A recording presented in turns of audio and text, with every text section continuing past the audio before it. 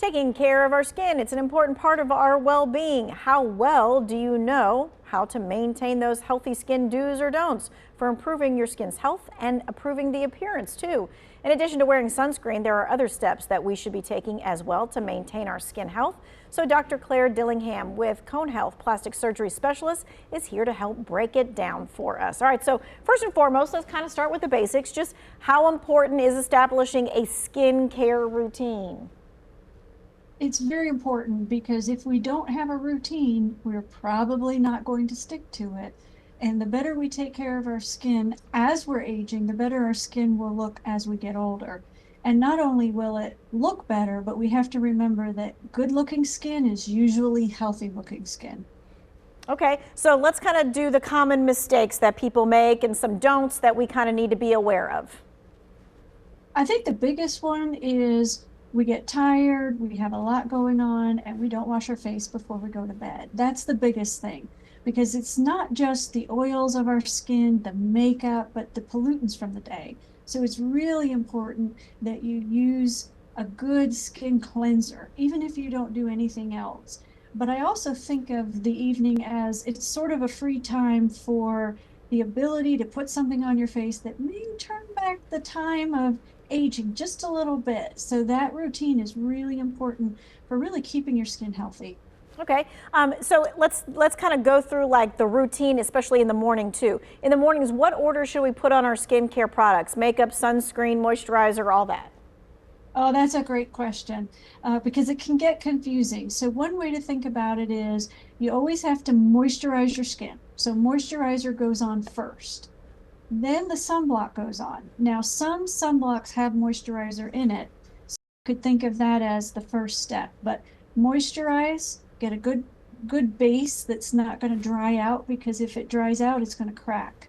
And if you crack when you have your makeup on, then it's just not going to stay on as well. So you moisturize, you sunblock, and then you can put your makeup on. If you're not adding other things, that's a whole nother story that we can talk about too, when you're adding those elements for trying to decrease the time of aging with like the ZO products, where there are a lot of really good products that help with the pigment, and I think we're going to get to that, so I'll hold. In between each one, like the moisturizer, the skin, the sunblock, and the makeup, do we need to wait like a minute, or just until we don't feel like it's feeling tacky, or it doesn't matter? Great question, just till it dries. Okay, gotcha. All right, so at the end of the day, we kind of touched on this a little bit. What's the order that we should be following for cleansing our face using moisturizer, etc.? You said at least use a cleanser. At least the cleanser. But if you're on a routine, the routine, whichever it is going to tell you, like the ZO routine, will give you a good step-by-step process. But in general, you want to clean the skin. And then you want to, if you're going to use a toner or an exfoliant, you can use that, and then moisturize. And then if you're going to use some of the products that help with the pigment and the damage, then those would go on. Like a retinol or something of that nature? Yes, yes. Okay, so what about facials? Because a lot of people get them and then other people have never had them before. So in addition to our daily routine, what role does a facial have in maintaining healthy skin? Facials are great, especially when you have them done by an esthetician, because they'll pull in this nice big microscope and really get down to the nitty-gritty of some of the clogged pores that we can't see, even with our 10 plus little mirrors. We probably don't see them because we can't get to each angle of our face. So the facials can be really helpful in helping to keep the pores from really clogging up.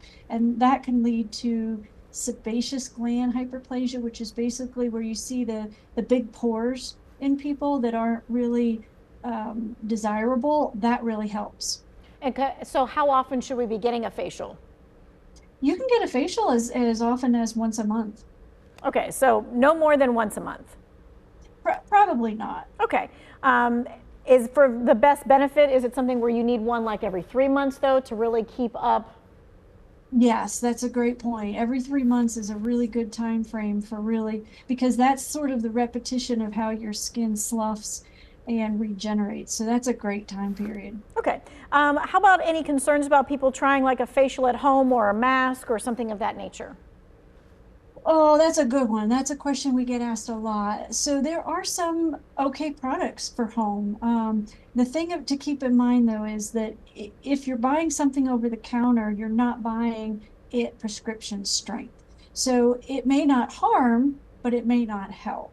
And so if you can get the supplies from your dermatologist, from your plastic surgeon, you're going to get a better quality for any downtime that you might have after the facial. So it is possible. You just have to be careful that you're using a product that's really tried and true for what it says. Otherwise, you're just using money on a nice moisturizer. Gotcha. Okay. All right. And if you can spend just a little bit more money to get something that actually is going to help, let's do that. Exactly. Okay. Exactly. Gotcha. All And right. it's very frequent people come in with a whole box of supplies and they're all okay, but they're not really the strength that the patient's really wanting or thinks that they're getting. I see. Okay. So ask your dermatologist. That's right. Okay. All right. We're going to take a quick break. We're going to continue this skin care and skin health conversation when we come back.